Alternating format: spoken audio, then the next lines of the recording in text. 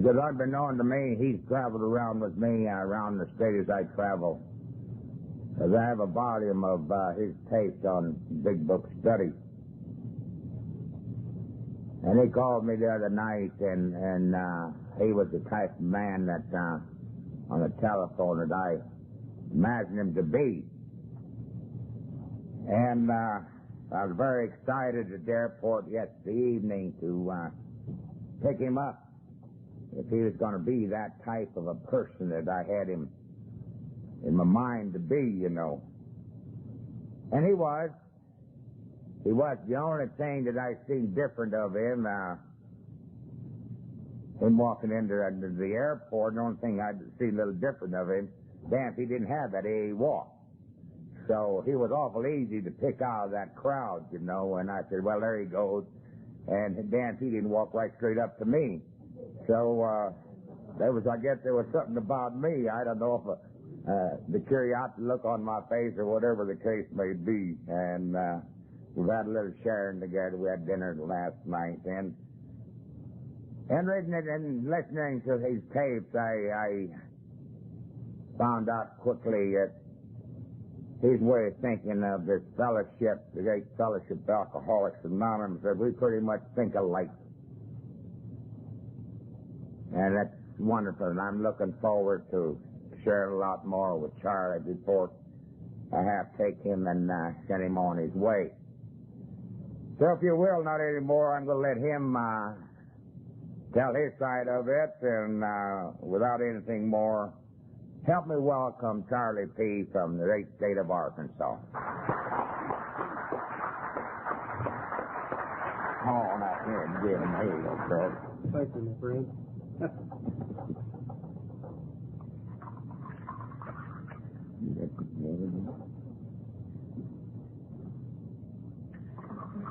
Real good. Thank you.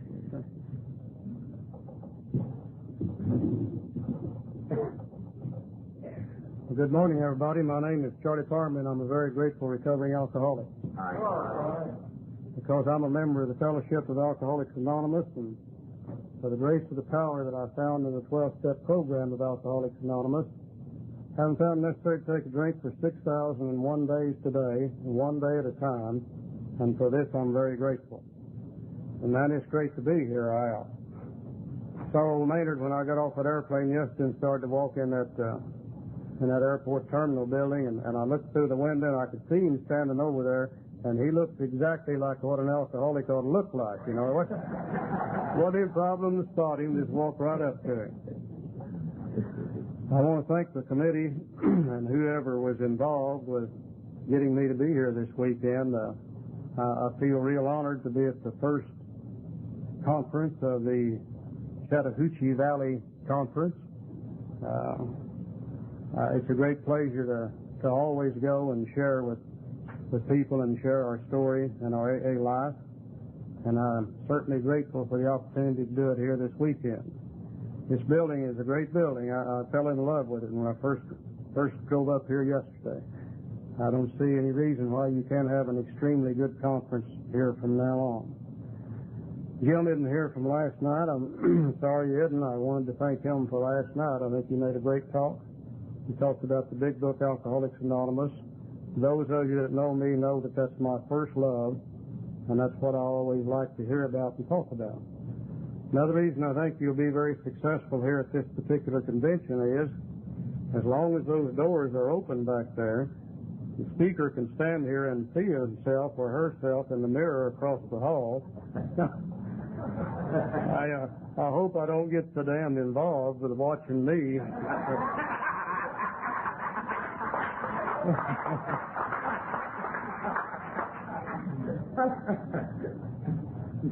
I always like to tell a little story or a little joke before I start talking, primarily to settle me down and to get the butterflies in my stomach at the place they should be. There's a story I've heard years and years ago about a drunk in California, and I just love it. I love to share it. This particular old drunk, he was one of those that didn't have a lot of money, didn't have any means of transportation, yet every time that he got drunk, he always wanted to go somewhere. He always wanted to travel. And about the only way he could do that was either hitchhike or ride a bus. And this particular time, he may have been up in San Francisco, and he got drunk and he decided he wanted to go down to San Bernardino. And he had a little bit of money in his pocket, so he goes down to the bus station and he buys himself a ticket to go to San Bernardino. And the ticket agent told him, said, now the bus is a few minutes late. But said, about all you can do, just go out in the lobby and sit down, and said, the bus will be here in a little bit. He said, okay, and he goes out in the lobby, and being one of we restless alcoholics, he didn't particularly want to sit down, so he got to looking around, and he happened to notice over against the wall one of these weight machines, which also tells your fortune. And he thought, well, I'll get on that weight machine and see how much I weigh and see what my fortune actually is. So he gets up on the weight machine, and he puts a penny in it. A little card comes out, and the card says you weigh 155 pounds. So you're 5 foot 8.5 inches tall. You're 56 years old, and you got blue eyes and blonde hair, and you're waiting on a bus to San Bernardino. And he thought, I don't understand how that thing can be that smart. And about that time, a pain hit him in the stomach. And he rushed to the restroom, and he got to the stool, and he pulled his britches down, and he sat on the stool. And nothing great happened, but he did pass a little gas, and that made him feel better. So he gets up and he goes back in the lobby, and he says, I'm going to try that weight machine one more time to see if it can possibly be right twice. He gets up on it, puts his penny in, the card comes out, and it says you weigh 155 pounds, you're 5 foot 8.5 inches tall, you're 56 years old, you got blue eyes, blonde hair, you're waiting on a bus to San Bernardino. And he said, now I don't understand how that thing is that smart. And about that time, the pain hit him again. And he rushes back to the restroom, and he jerks his britches down, and he sits on the stool. And again, nothing great happened, but he did pass gas, and that made him feel better. So he gets up, he goes back in the lobby, and he says, I'm going to try that machine one more time to see if it can possibly be right 3 times in a row. He gets up on it, he puts his penny in, a little card comes out, and the card says you weigh 155 pounds, you're 5 foot 8.5 inches tall, you're 56 years old, you got blue eyes and blonde hair, and it said you've done farted around and missed your bus to San Bernardino.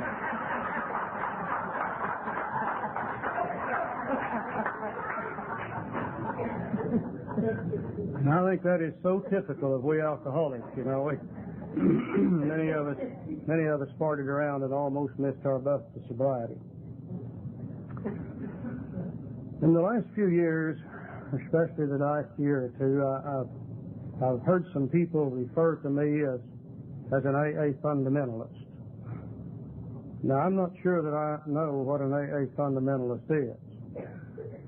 But if it is to love the Fellowship of Alcoholics Anonymous, then I suspect that I'm an AA fundamentalist. If it is to love the Big Book Alcoholics Anonymous and the program contained therein, then I suspect that I'm an AA fundamentalist. If it is to love your God as you understand Him with all your heart and soul, then I suspect that I'm an AA fundamentalist. Because, you see, those 3 things are what's allowed me to be here today.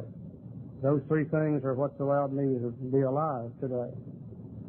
When I came to the Fellowship of Alcoholics Anonymous, the fellowship loved me, supported me, tolerated me, put up with me, long enough for me to find my way into the Big Book Alcoholics Anonymous. And when I found my way into the Big Book Alcoholics Anonymous, I found out for the first time in my life what my problem really was. I found out about the disease of alcoholism. I found out that I had a twofold disease, an allergy of the body and an obsession of the mind. And I found out unless something was done to treat that disease, that I would either die or I would go permanently insane. Within the Big Book Alcoholics Anonymous, I found out not only what my problem was, but I found out what the solution to my problem was. I found out that I had become absolutely powerless over alcohol, and that if I wanted to live, I was going to have to find a power greater than I am, and a power greater than human power. And within the Big Book Alcoholics Anonymous, I found a practical program of action that if I would apply it in my life, I would be able to find that power, and then that power would solve the problem for me.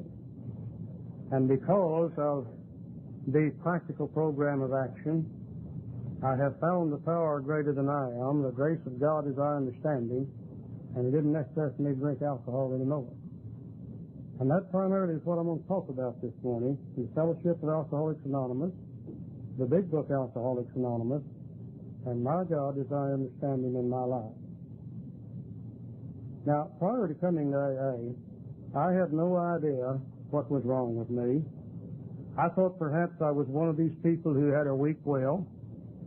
I thought perhaps I was one of these people who were just simply a bad, sinful human being. I thought I was a person who had a lack of character. And why would I not believe those things? Because everybody had been telling me that's what's wrong with me. And in AA, for the first time, when I found out about my disease, for the first time I understood why I drank like I did, and for the first time I understood why I could not quit drinking now that I wanted to quit drinking. And in order for me to really understand what my disease was, I found that it was necessary for me to understand words. I know that prior to coming to AA, I had one interpretation of the word allergy, which I believe was a disservice to me when I first came to AA. Because they told me in AA that I'm allergic to alcohol, and I could not in my mind see where I was allergic to alcohol. I paid lip service to that statement, and I said, oh yeah, I guess I am. But I really couldn't understand what they were talking about when they said I'm allergic to alcohol. Because to me, an allergy had to be something that would have some visible signs, some visible indicators, some visible manifestation of the allergy. Like, for instance, if you're allergic to strawberries and you eat them, you will break out in a rash. The rash, of course, being the visible manifestation of the allergy. If you're allergic to milk and you drink it, you normally have a bad case of dysentery with it. And the dysentery, of course, being the visible manifestation of the allergy. Or if you're allergic to ragweeds and you get around them and your eyes itch and your nose itches and you begin to sneeze and etc., all visible signs of being allergic to that material, whatever it might be. And when I said I'm allergic to alcohol, I began to search in my mind to see where I had some visible manifestations. In the first place, I went home and I opened my shirt and I looked at me and I didn't see any bumps on me at all. Whenever I drank alcohol, I did not necessarily have a bad case of dysentery. Oh, once in a while I would, depending on what I'd been drinking the night before, but normally I did not have a bad case of dysentery. And I said to the people who told me that, I said, how in the world can I be allergic to alcohol when I've been drinking about a quart of it a day for the last 4, 5, 6 years? How in the world can you be allergic to something that you can consume that much of? Finally, with my keen intellectual alcoholic mind, it became necessary for me to go to the dictionary and look up the word allergy and see what it really says. And when I looked up that word allergy, I found a definition that I think fits me 100% just exactly. One definition of the word allergy is an abnormal reaction to any food, beverage, or substance. An abnormal reaction. And I began to search my mind to see if I could determine where I was allergic or abnormal to alcohol itself. And I found that in order for me to determine whether I'm abnormal or not, I had to first determine, well, what is normal? And to my amazement, I knew nothing about normal drinking. Because, you see, the only way I've ever drank all my life has been abnormal. And all the people who drank around me and with me, their drinking was abnormal. And I really didn't understand what normal drinking was. So it became necessary for me to go to the so-called normal social drinker, the temperate drinker, or I think today we refer to them as the social drinker. And I would ask them to describe to me how they felt whenever they took a drink of alcohol. My wife, Barbara, happens to be a normal social drinker. Normally they will tell me that whenever they take a drink of alcohol, they get a warm, comfortable, relaxing feeling.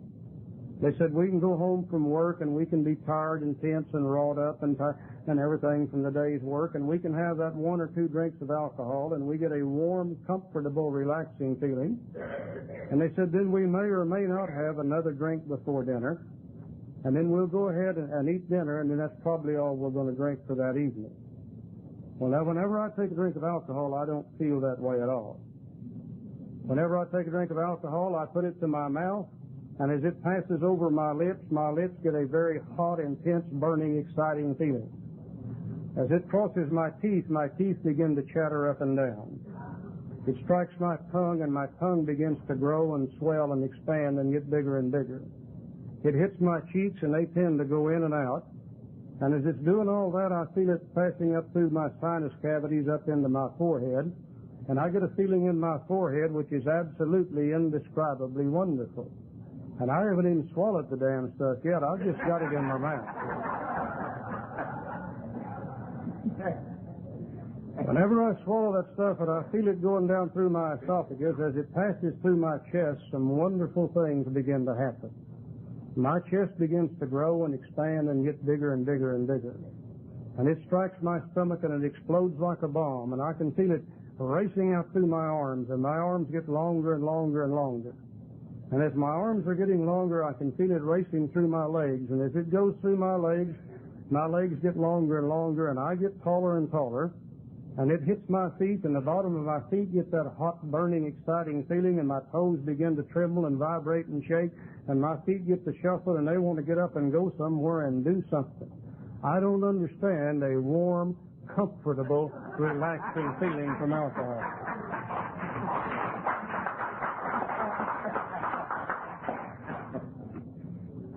Now, another way that I differ in alcohol is that the normal drinker, whenever they have 2 or 3 drinks of alcohol, the majority of them will get a slightly tipsy, out of control, nauseating feeling.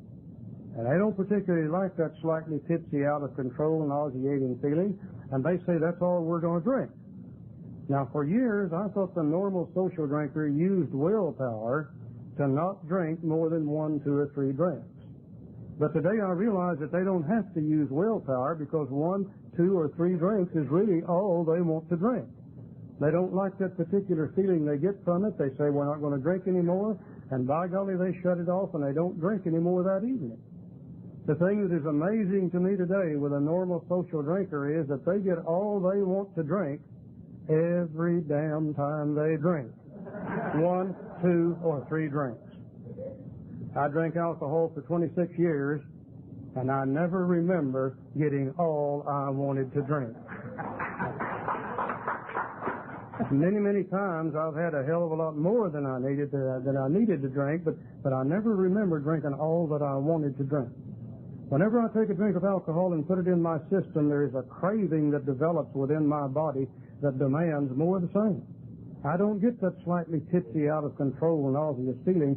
I get an in control, exciting, get up and go somewhere, do something feeling, and I don't get that nauseous feeling. When I drink 1, 2, or 3 drinks, my body demands more of the same, and I have a 4th drink and a 5th drink and a 6th drink, and the craving is so strong that it overcomes my ability to control the amount that I'm going to consume after I've had that 1, 2, 3 drinks. And I end up drunk and sick and in all kinds of trouble. You know, I crave alcohol after I've had 1 or 2 drinks. The normal social drinker never craves alcohol after they've had 1, 2, or 3 drinks. Now, the only difference between normal and abnormal is what do the majority of the people do. And if 9 people out of 10 drink like the social drinker, and 1 person out of 10 drinks like I drink, then we are considered to be abnormal to alcohol. Therefore, we are considered to be allergic to alcohol. And for the first time in my life, I understood why I can't drink safely. Now, some people I realize many alcoholics had several years of relatively safe drinking of alcohol. But I can never remember in that 26-year period that I ever had 1 drink of anything that had alcohol in it. Surely sometime I drank 1 beer. Surely sometime I took 1 shot of whiskey. But if I did, I never remember doing that. Always, when I had 1 drink, 1 called for 2, 2 called for 3, and then 4 and 5 and 6 and 8 and 10 and on until I'm drunk, sick, and in all kinds of trouble. Therefore, I'm abnormal to alcohol, and I'm considered to be allergic to alcohol. In order for me to be an alcoholic, I believe I had to have some other things wrong with me also. Now, I know as a kid growing up, I was a little short, fat kid, and I always wore these glasses. And it seemed like I was always on the outside of the crowd looking in, always wanting to be a part of but knowing I could not be a part of, knowing that whatever I said, whatever I did would be the wrong thing, and the other kids would laugh at me and I would be embarrassed. I remember when I was going to high school, the majority of the guys that I ran around with were into some form of athletics or other. And I always wanted to be a part of that crowd also. And I remember distinctly going to the football coach, and I asked him, I said, how about letting me try out for the track team? For the football team. And I'm not sure that he said these words, but it seemed to me as this is what he said. It seemed as though he looked at me and he smiled, and he said, son, I'm sorry, little short fat boys that wear glasses don't make very good football players. He said, why don't you go over and try out for the basketball team?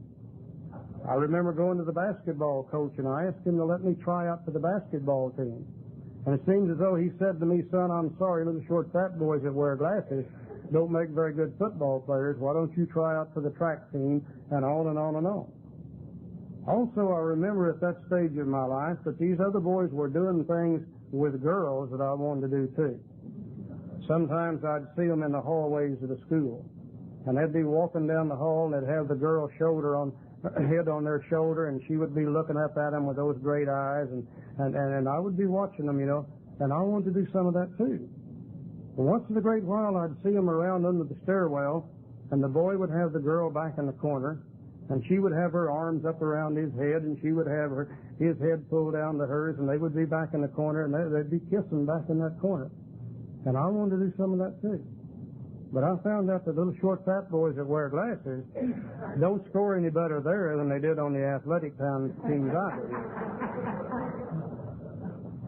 And I'll never forget one night when I was about 14 years old, we went to a school dance, and the school dance was in an old barn out in the country, and that old dairy barn had been converted into a dance hall with the upstairs portion where the hay used to be made into the dance floor, and the downstairs portions where the stanchions are, they had tables where you could sit down and have a Coke or whatever you wanted to do. And that night I went upstairs in that old barn where those kids were dancing, and I was standing over against the wall, and the music was playing, and the kids were dancing. And I remember telling myself, looking at a little girl out there named Betty who had always wanted to do something with, I remember telling myself that as soon as this music stops, I'm going to ask Betty to dance with me. Now, I'd never danced with a girl before, but I felt that I would be able to do it that night. And I know the music stopped, and I began to walk toward Betty to ask Betty to dance with me. And as I got closer to Betty, my mind began to say, well, what are you going to do if she says no? And all these other kids are going to hear her, and they're going to laugh, and you're going to be embarrassed. And my footsteps began to slow down. And as I got a little closer to Betty, my mind said, well, what are you going to do if she says yes? And you'll step on her toes, and you'll stumble and fall, and she'll probably scream and slap your face, and then you're sure going to be embarrassed. And my footsteps slowed down more and more, and before I could get to Betty, the music started. Some other guy grabbed her, and they went out and started dancing. And I went back against the wall, and I said, as soon as this music stops, I'm going to ask Betty to dance with me. And the music stopped, and I began to walk toward Betty, and the same thoughts began to occur. What are you going to do if she says no? And what are you going to do if she says yes? And my footsteps got slower and slower, and before I could get to Betty, some other guy grabbed her and started dancing. I go back against the wall, and I'm standing there saying to myself again, as soon as this music stops, I'm going to ask Betty to dance with me. And a big, tall, slender guy that I knew came sidling up to me, and he said, Charlie, he said, how would you like to go outside with me and have a drink of moonshine? Well, now, I didn't know what moonshine was, but I was afraid to tell him no because the other kids would hear, and I would be embarrassed. So I said, okay, yeah, I'll do that. And we go downstairs, and he opens up the trunk of his car, and he reaches in, and he gets out a quart jar of moonshine, and he takes a drink, and he hands it to me, and I take a drink of that moonshine. Now, the feeling I described to you a while ago begins to take place immediately. As the moonshine went over my lips, I got that hot, intense, burning feeling in my lips. It hit my teeth, and they began to chatter up and down. It struck my tongue began to grow and swell. My cheeks went in and out. Up it went through my sinus cavities. I got this indescribably wonderful feeling in my forehead, and about that time I swallowed that damn stuff. And now, if you've never had a drink of moonshine, especially for the first drink, you wouldn't understand what I'm saying. So when that moonshine went down through my chest, it felt like liquid fire. And I began to gag, and I couldn't catch my breath, and I almost puked right there, and I got to coughing, and tears came to my eyes. But as it did, I felt my chest begin to grow and expand and get bigger and bigger. And it hit my stomach and it exploded like a bomb, and out through my arms it went, and they got longer and longer, and down through my legs it went, and they got longer and longer, and I got taller and taller, and my feet began to shuffle and want to move, and this guy standing there said, "Would you like to have another drink?" And from the tremendous height that I'd already grown to, I looked down on his head and I said, "Yeah, I believe I want one more then."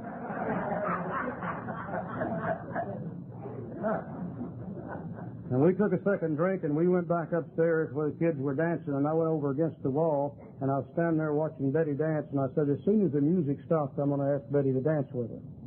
And the music stopped, and I began to walk toward Betty, and to my amazement, this time my mind did not say, "What are you going to do if she says no?" Because I knew for sure that Betty was going to say yes. This time my mind did not say, "What are you going to do if she says yes?" and you step on her toes, stumble, and fall, and she screams, because I knew that I'd be able to dance with Betty and everything would be all right. And I walked right up to Betty and I said, "Betty, how would you like to dance with me?" And she said, "Well, yeah, fine, great." And the music started, and Betty and I began to dance, and sure enough, I didn't stumble and fall. Sure enough, I didn't step on her toes, and we got through the dance just great.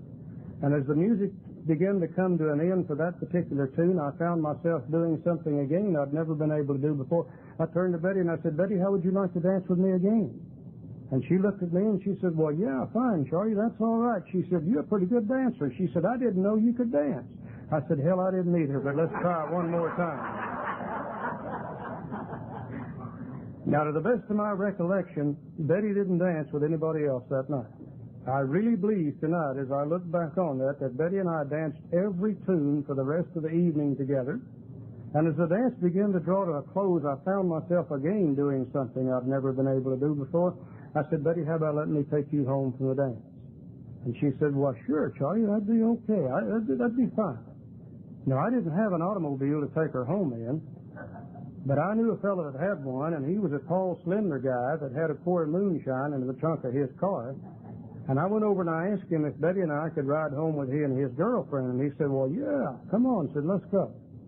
So we go downstairs, and we get the moonshine out of the trunk of the car and put it up in the front. He and his girlfriend get in the front seat, Betty and I get in the back seat, we have another drink, and we go tootling it down the road. And as we're tootling it down the road, my mind begins to work and think, and it says, "You've asked this girl to dance with her, and she didn't say no. And you've danced with her, and you didn't step on her toes or stumble and fall.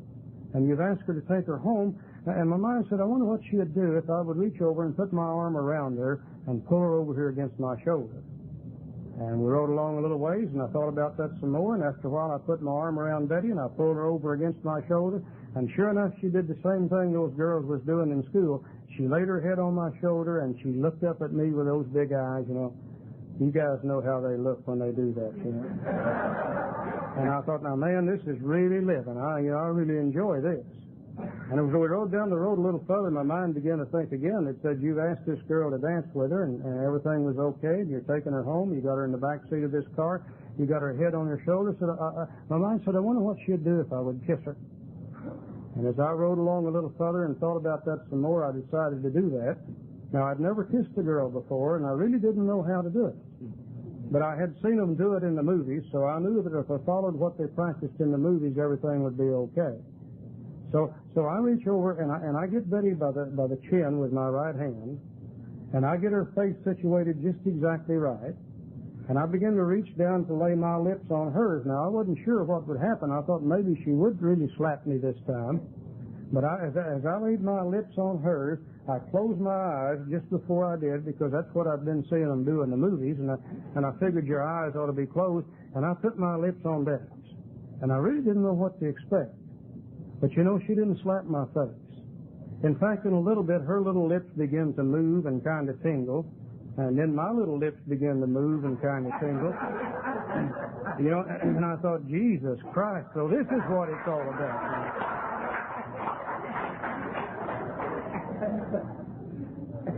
And as we rode along a little further, my mind began to think a little bit more.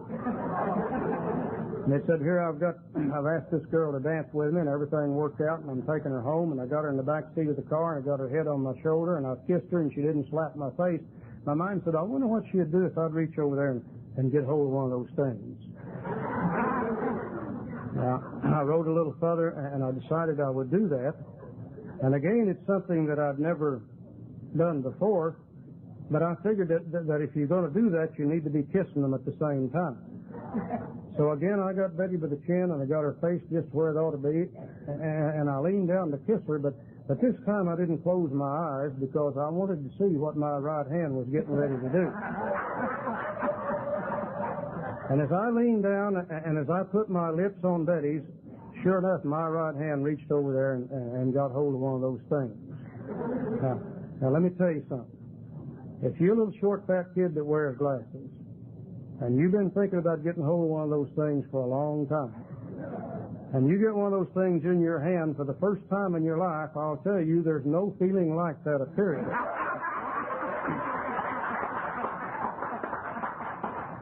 I know that I had never felt anything like that before, and I'm not so damn sure I've ever felt anything like that since.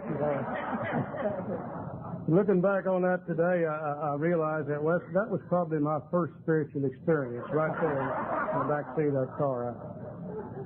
I get to thinking about it today, and my old right hand just gets to shaking and trembling and just. Now the only reason that's enough about Betty. The only reason I tell the story about Betty is to make a point. And the point is that here was a little short, fat kid that wore glasses that never did seem to fit in anywhere he went. Always afraid of what he would say and what he would do would be the wrong thing, and the kids would laugh at him and he would be embarrassed.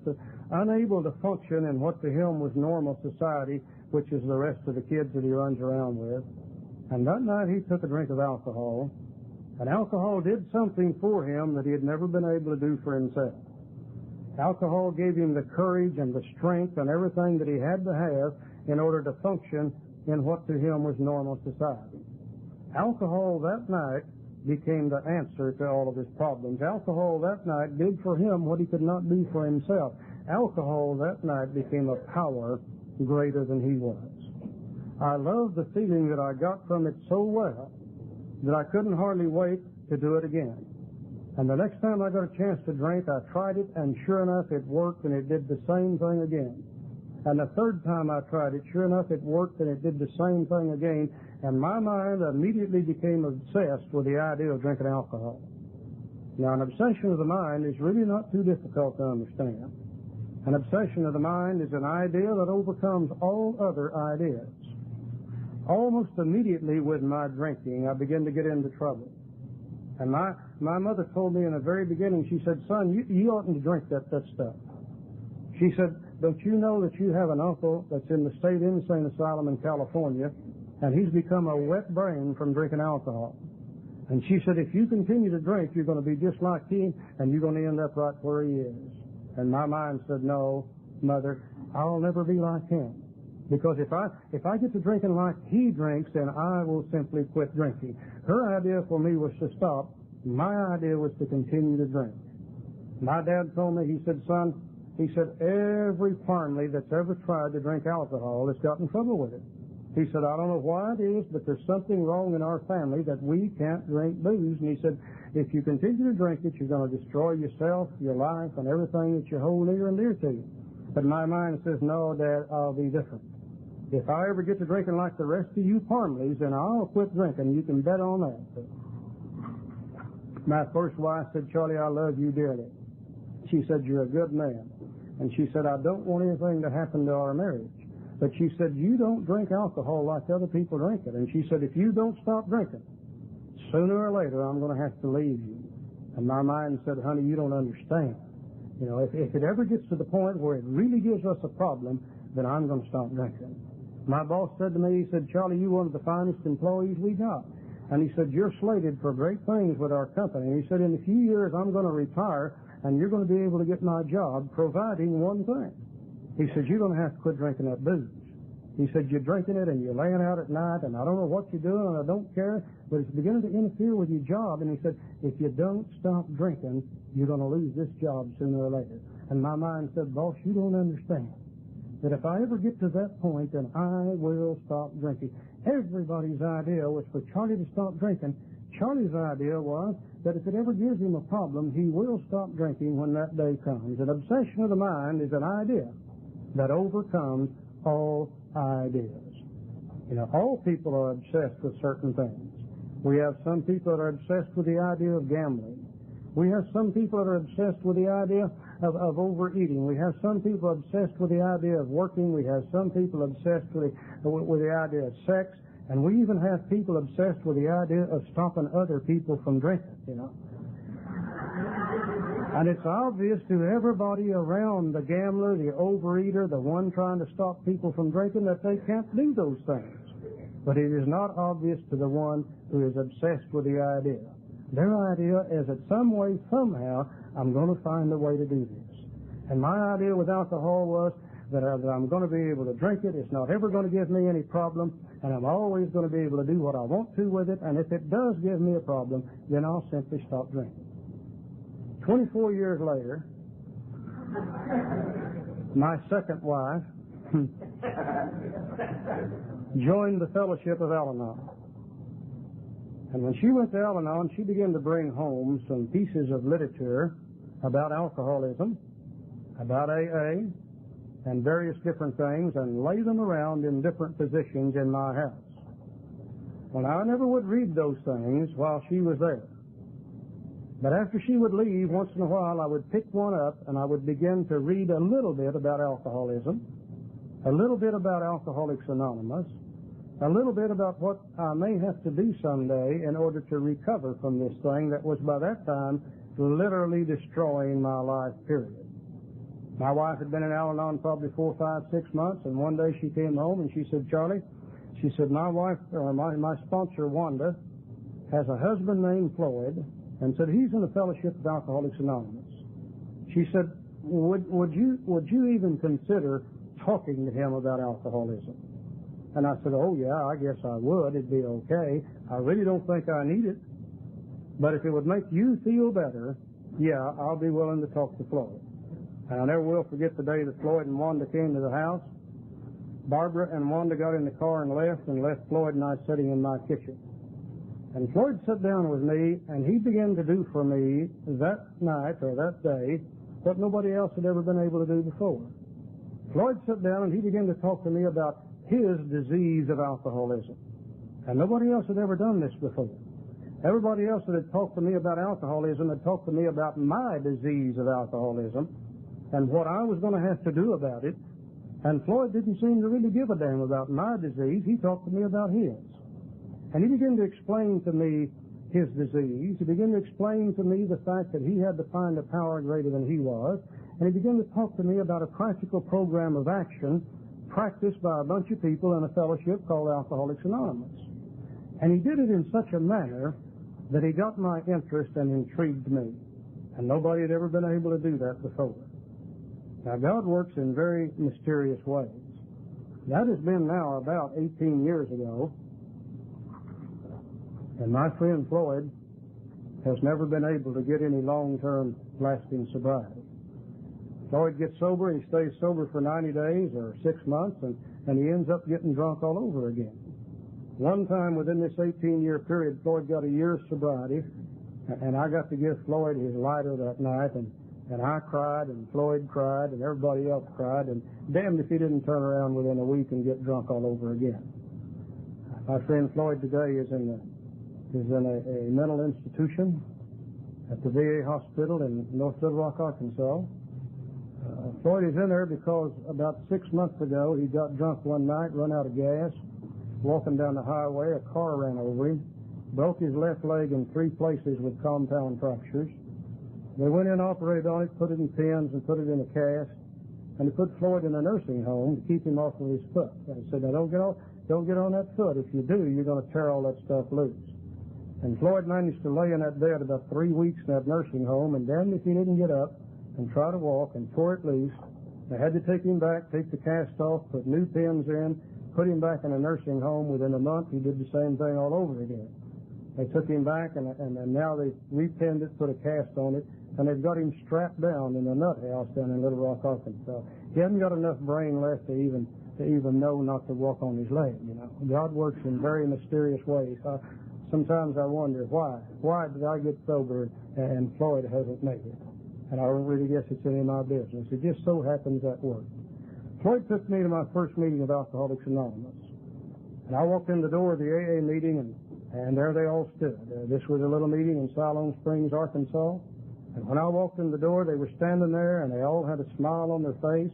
And they stuck their hand out, and they shook hands with me, and they said, "Hello, Charlie, how are you?" They said, "Man, we're glad to see you here. Have you been having a little trouble with alcohol?" And I said, "Well, yeah, I guess I have, and the reason I'm here is to try to find out what to do about it." And they began to tell me what I needed to do about my disease. One fellow said, "You need to go to 4, 5, 6 AA meetings a week if you want to stay sober."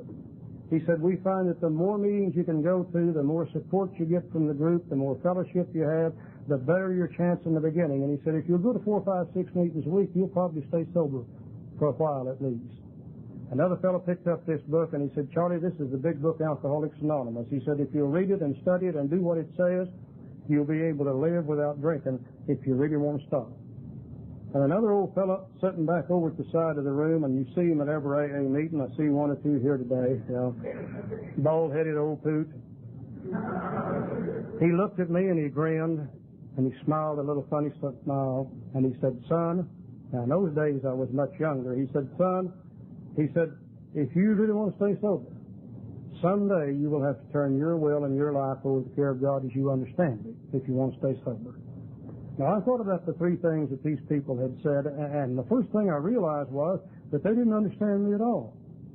This guy talking about going to 4, 5, 6 AA meetings a week. I said, "You don't understand.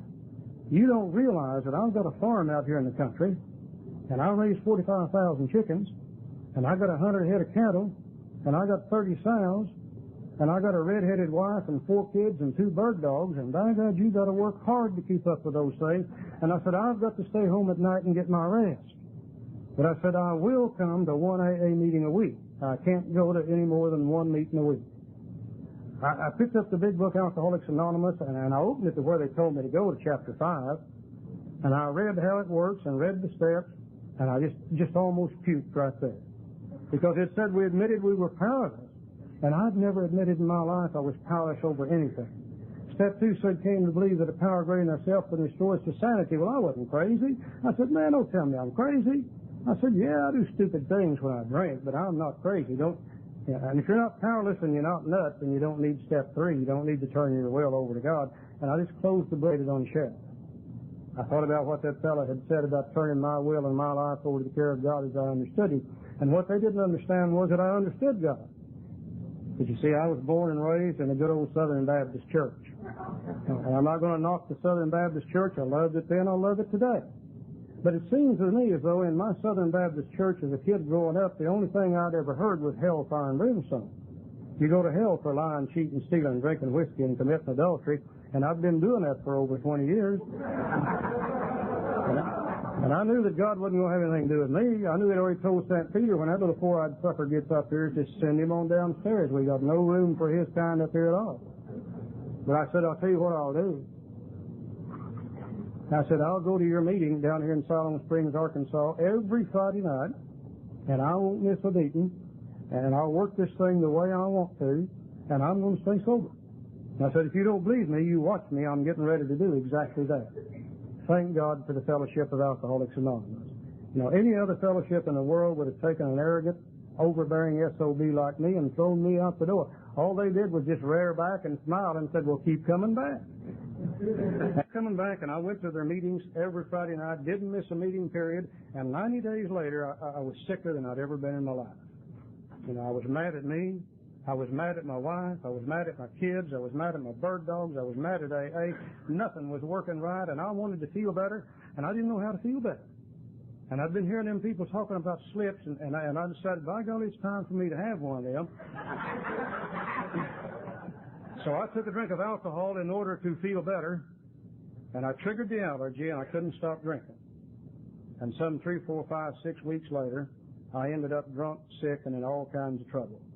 Now, in those days when I drank, the only way I could stop drinking was to taper off. And the only way I could taper off was go to the liquor store and get a couple of cases of beer to go along with my daily ration of vodka And gradually, I could get off the vodka on the beer, and then I could taper off the beer, and then I'd be okay. Now, that would take me anywhere from 1 to 3 weeks to taper off. But I finally tapered off, and I went right back to Siloam Springs at that meeting, and there they all stood when I walked in the door, and they said, "Hello, Charlie, how are you?" They said, "Man, we're glad to see you back." Said, "You been having a little trouble with alcohol?" And I said, "Yes, I have. And I guess the reason I'm here is to find out what to do about it," and they proceeded to tell me. One guy said, "You need to go to 4, 5, 6 AA meetings a week." And one says, "You need to read and study the big book, Alcoholics Anonymous." And the old poot in the room, he said, "Yeah." Said, "Someday you'll have to turn your will and your life over to the care of God as you understand Him if you want to stay sober." And again, I said, "I can't do these things." And looking back on my life at that particular time, I realized today that I could not do those things because I had not been defeated. But I said, "I tell you what I'll do. I'll come to your AA meeting every Friday night, and I'll work this sucker the way I want to, and I'm going to stay sober. And if you don't believe me, you watch me. I'm getting ready to do it." And they said, "Keep coming back." And I kept coming back, and 6 months later, I was sicker than I'd ever been before in my life. I was going to an AA meeting every Friday night. But the Fellowship of Alcoholics Anonymous alone was not giving me what I needed in order to overcome my disease. Jim talked last night about that sense of ease and comfort that comes at once by taking a few drinks. Dr. Silkworth tells us in the big book, when we're sober, we're restless, we're irritable, we're discontented. We can add a few more words to that if we're practicing alcoholic. We're full of shame, fear, guilt, and remorse, and we don't feel good and we won't feel better. And our mind keys in on what always made us feel better, which is a drink. And at the end of 6 months, I took a drink, and I triggered the allergy, and I couldn't stop drinking. 5, 6, 7 weeks later, I tapered off, and I came back to AA, and I walked in the door of the meeting, and there they all stood. Had their hands sticking out, and they said, "Hello, Charlie, how are you? Man, we're glad to see you back. You been having a little trouble?" I said, "Yes, I have. And I guess the reason I'm here is to find out what to do about it," and they proceeded to tell me. One guy said, "You go to 4, 5, 6 AA meetings a week." Another one said, "Read and study the big book, Alcoholics Anonymous." And the old poot in the back of the room, he said, "Boy," he said, "I'm getting tired of telling you this." But he said, "Sooner or later, you're going to have to turn your will and your life over to the care of God as you understand it if you want to stay sober." And again, I couldn't do those things. Absolutely could not. 9 months later, it became necessary for me to have a drink again. I wanted to feel better, knew no other way to feel better, took a drink, triggered the allergy, couldn't stop. This drunk was different. This drunk, after 3, 4, 5, 6 weeks, when I drank myself all the way down and began to try to taper off, I found out I couldn't taper off. I'd go get the beer to go with the vodka. The beer would do nothing for me. I would drink the vodka. I would pass out. I would wake up some 4, 5, 6 hours later, shaking, trembling, sweating, swearing I'd never take another drink as long as I lived, and turn right around and take a couple of drinks and pass out. And this cycle went on and on and on. And the days began to stretch into weeks. And one day I realized that I was dying from the disease of alcoholism. Thank God for my wife, Barbara. Thank God for the Fellowship of Al-Anon. She left me to lay in the utility room until I reached my bottom. In fact, she helped me reach my bottom. I'll never forget one day she looked in there and she said, "Honey, you sick, aren't you?" And I said, "Yes, I am." She said, "You got anything left to drink?" And I said, "No, I don't." And she said, "I'll be right back." And about an hour later, she came in with 12 half pints of vodka, all different flavors, and said, "Here, you want this more than you want anything else." And I always thought she did that out of the goodness of her heart. Today I realize that she had learned the sooner I get there, the better, and she helped me get there, and she left me alone to do it.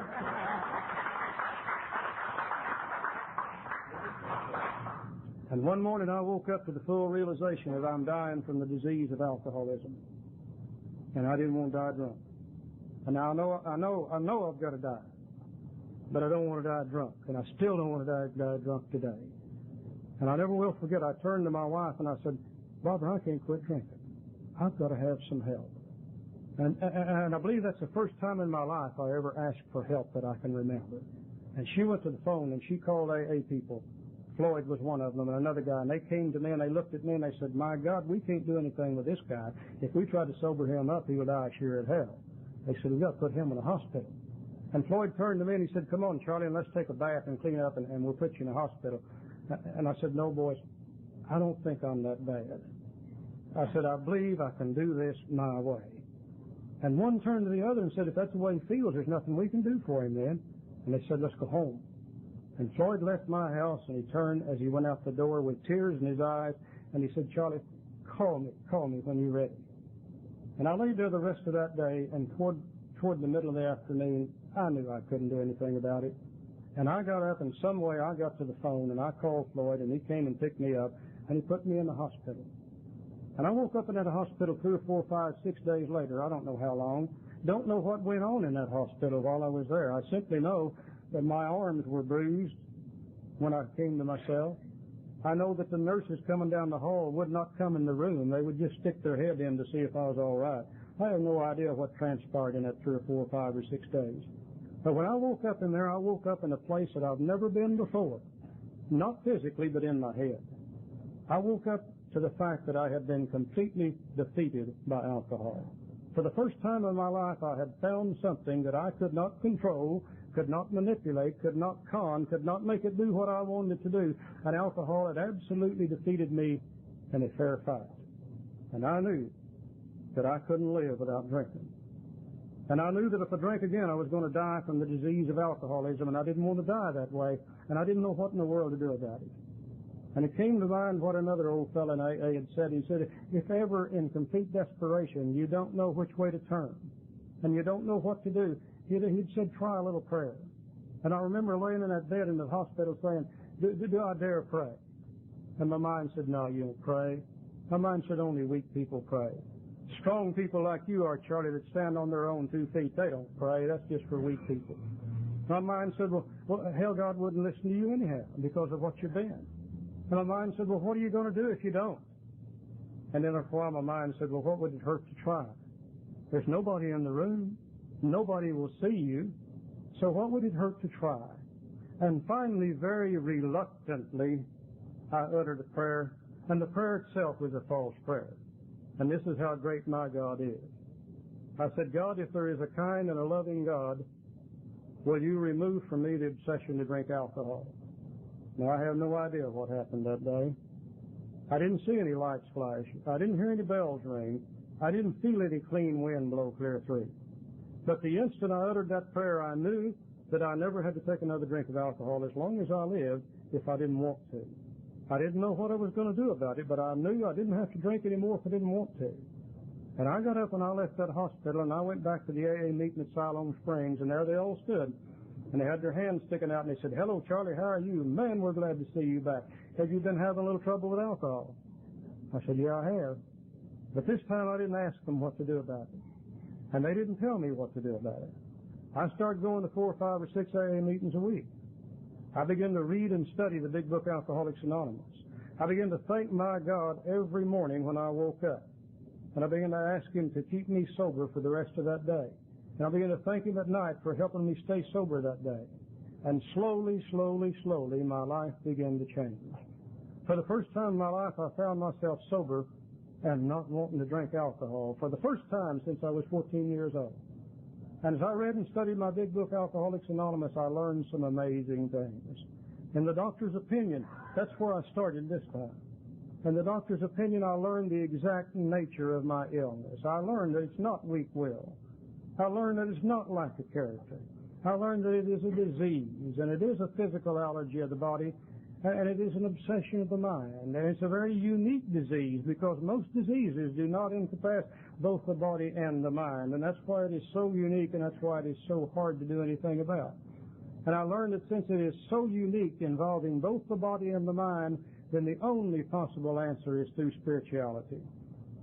You know, I learned in chapter 2 that in order for me to recover from my disease, I'm going to have not only the fellowship of Alcoholics Anonymous, but I'm going to have a spiritual experience. And when I read the word spiritual experience, I almost threw the book down again, because I'd seen those spiritual experiences in my Baptist church, and I didn't want any of that kind of stuff. But thank God there was a little asterisk there in chapter 2 by the word spiritual experience. That asterisk took me to the bottom of the page, and it said, see Appendix 2 in the back of the book. And I went to page 569, and I read what their definition of a spiritual experience is. I read that it is nothing more than a personality change sufficient to recover from the disease of alcoholism. And I can buy those terms. I can live with that. That's not some great theological thing way out here in the bushes somewhere. And I begin to see, in order for me to recover, that I would have to have that spiritual experience. In chapter 3, I begin to see the real insanity of alcoholism. I begin to see that it's not the things I do after I'm drunk. Those things are caused by a mind that has been sedated with alcohol. I begin to see the insanity referred to in step 2 is the state of the mind immediately preceding the first drink. You know, to be insane is simply to believe a lie. And always, just before I took the first drink, I believed that I could drink. In order for me to drink today, I would have to believe that I could drink. In order for me to drink today, I can't go in a liquor store and say, "Mister, I drank a quart of that stuff 16 years ago, almost 17, and it damn near killed me. How much would you charge me for another bottle of it today?" I would have to go in that liquor store with the full knowledge that this time it's going to be okay. This time I'm not going to get drunk. This time it'll be different. And that's a lie for me as an alcoholic. That's the insanity of alcoholism. That's what I've got to be restored from. I found out in chapter 4 that it really isn't so difficult.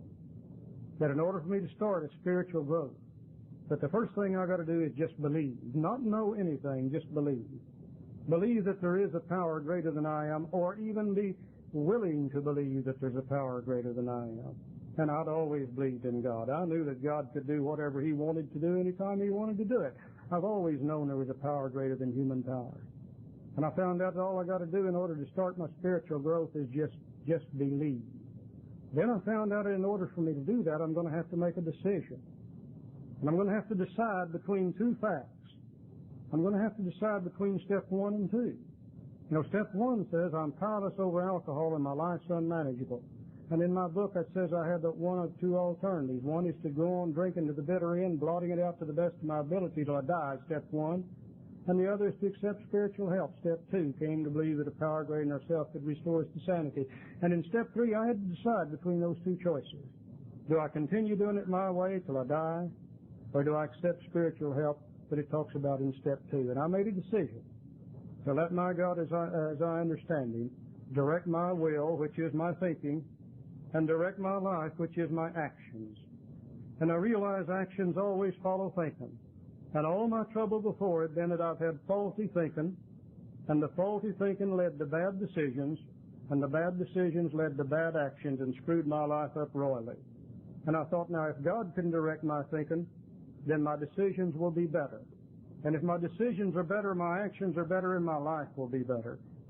I realized also in the big book that in order for me to do that I would have to remove from me whatever blocked me off from God's will. And I found out in step 4 that I'm going to need to take a personal inventory of the way that I think. You see, the only thing that blocks me off from God's will is the way I think today. And if I'm thinking right, then God's will can come in. But if my thinking is screwed up and faulty today, then I have effectively blocked God out and God can't come in. And it said I need to look at these things in the way I think. And it said I need to look at the common manifestations of self. And it said that there's 3 common manifestations of self. One is anger, resentments. One is fear. And one is harms that I do to other people. And today I realize that's absolutely true. And you can show me a selfish, self-centered person, but I'll show you one that's madder than hell all the time. The world didn't treat them right. Things aren't going right. People aren't doing what they want them to do. Show me a selfish, self-centered person, I'll show you one that runs on fear all the time. We don't know what's going to happen to us, but we know when it gets here, it ain't going to be worth a damn. Show me a selfish, self-centered person, I'll show you one that's always doing things to hurt other people. And my book says I need to look at these common manifestations of self because they're what blocks me off from God's will. And I took an inventory exactly like the big book says to take it. I listed my resentments and I analyzed them. I listed my fears and I analyzed them. I listed the harms I have done to other people and I analyzed them. And for the first time in my life I realized how anger and fear and the harms I've done to other people dominated my thinking. And I realized if those aren't out of my life, there's no way God can enter my mind. Thank God for the big book, Alcoholics Anonymous. It never leaves you hanging by yourself. It told me how to get rid of resentments. It told me how to get rid of fears, and it tells me how to get rid of the harms that I do to other people, so that I can get them out of my head and God can enter. I found the character defects, and I asked God to take them away in steps 6 and 7. I used steps 8 and 9 to remove the fear and the guilt and the remorse that I felt in my relationship with other people because of the things I've done in the past. Now, I just followed a simple procedure. In step 2, I believed. In step 3, I decided. In steps 4 through 9, I acted. And as the results of the action, then I got results. And the results given to me in the big book are the promises, and they come after the end of step 9. And I begin to experience the things talked about on page 83 and 4. I begin to know a new freedom and a new happiness. I did not regret the past, and I wish to shut the door on it. I begin to comprehend the word serenity, and so on and so forth, as the results of the actions that I had taken in steps 4 through 9. See, I'd always wanted the results, but no action beforehand. And the book said you can't do that. It said these promises, you can have them. They will always materialize if you work for them. And I did the work, and I got the promises. And then I began to use 10, 11, and 12 as the book says to do it. And if you use 10, 11, and 12 as the big book says to do it, they're not maintenance steps. They are growth steps. Step 10 says our next function is to grow in understanding and effectiveness. And it said continue to watch for selfishness, dishonesty, resentment, and fear. And said when these crop up, we ask God at once to remove them. Then we discuss them with someone immediately, and then we make amends quickly if we've harmed anyone. And I would defy anybody in the room to do that on a daily basis and stay the way you are. You can't. As you do that, you're practicing steps 4, 5, 6, 7, 8, and 9 in your life every day on a daily basis, and you learn more about yourself. Your relationship with God becomes better and better. Your relationship with other people becomes better and better. And you grow and you grow. Nothing can stay the same. You can't maintain. We use the term, but it's a word that's false. Everything in this universe is either growing or it's dying. It's progressing or regressing, going forward or back.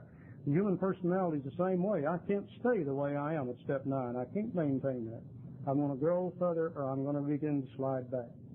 Step 11 says we sought through prayer and meditation to improve, not maintain, to improve our conscious contact with God as our understanding. And it blows my mind today to think about this. There's books in this world that are literally thousands of pages to teach you how to develop a spiritual life. Bill Wilson had the ability in 2.5 pages, through some simple suggestions, to lay out a spiritual life for you and I. And I find that if I practice these suggestions in my big book in step 11, that I begin to develop a spiritual life and I become closer and closer and closer to God as I understand it. Bill referred twice in the big book, once in his story and once in chapter 2, about a 4th dimension of existence. I really believe in the first 9 steps, we get right in the 3 dimensions that are common to mankind, the spirit, the mind, and our relationship with other people. But in 10, 11, and 12, we are rocketed into a 4th dimension of existence that we never dreamed was there. My relationship with God today, as I understand Him, is something that I never thought any human being could have. In step 12, I had the final promise in the big book, the greatest promise of all. Having had a spiritual awakening as the result of these steps. That's a promise. Having had a spiritual awakening as the result of these steps. Spiritual awakening is a personality change sufficient to recover from the disease of alcoholism. That's all it is. And I believe today that my personality has changed. I'm no longer a selfish individual. I'm no longer a self-seeking, dishonest human being. I'm no longer an inconsiderate human being. I'm an entirely different person than I was 15 or 16 years ago. If I wasn't, I would keep on doing those things I used to do. I don't do those things anymore. I very seldom lie anymore. Hell, I haven't been in a divorce court in 16, 17 years. I don't steal very much anymore. I'm an entirely different human being than I used to be. Therefore, since I don't do those things, then I'm no longer restless, irritable, and discontent. My mind is no longer filled with shame, fear, guilt, and remorse because I'm not doing the things that I used to do. And after having received the spiritual awakening, that I'm charged with the responsibility of carrying this message to the alcoholic that still suffers. This message is very simple.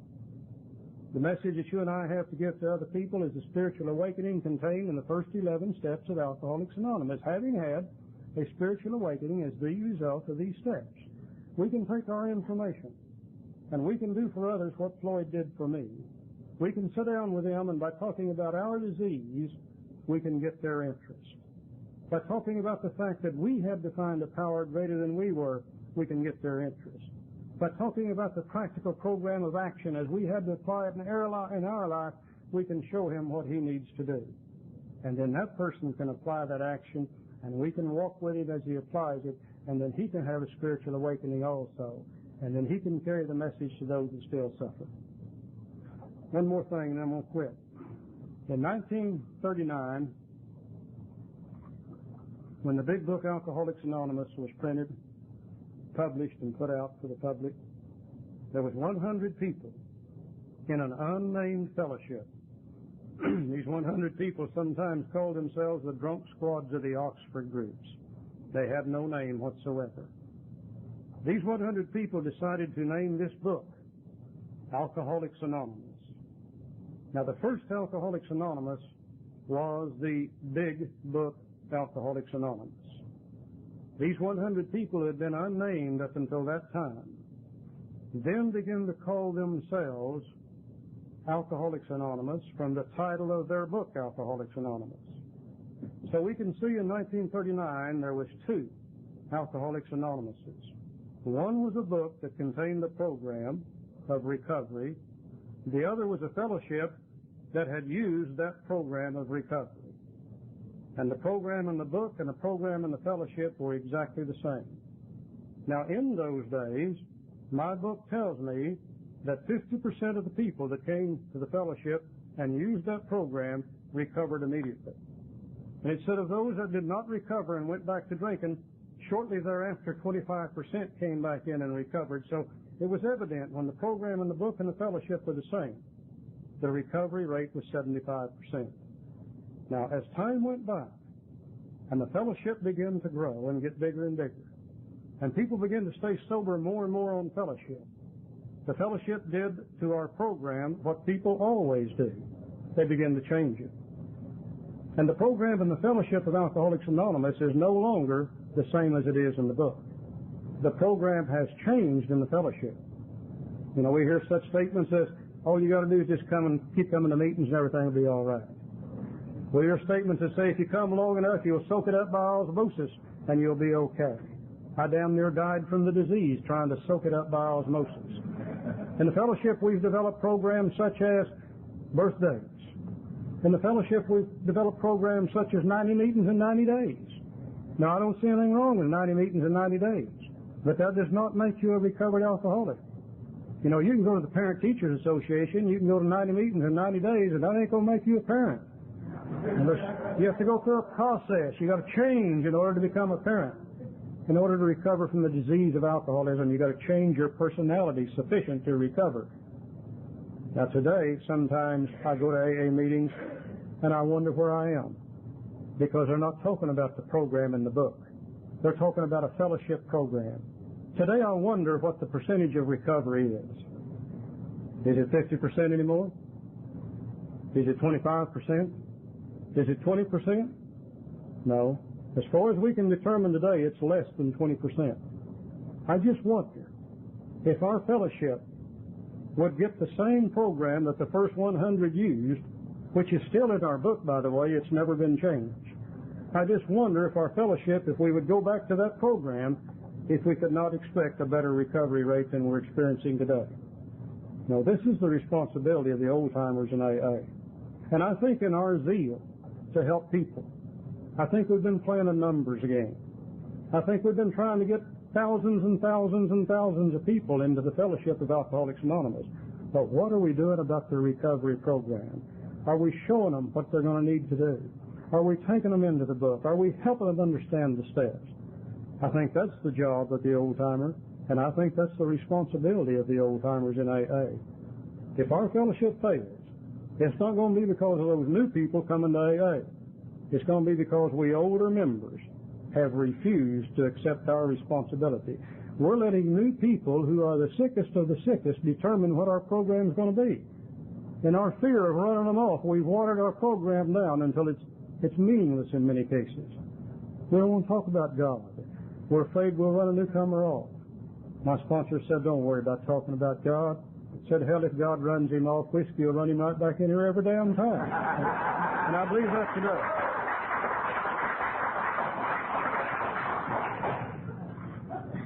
I could go on and on and on and talk about this great fellowship, about this great program. As I said in the beginning, if to be an AA fundamentalist is to love the fellowship of AA, if it's to love the big book Alcoholics Anonymous and the program contained therein, if it's to love your God as you understand it, then certainly today I'm an AA fundamentalist. Because this is the only thing that saved my life. And it's the only thing that allows me to be where I am today. Thank you all for letting me be here.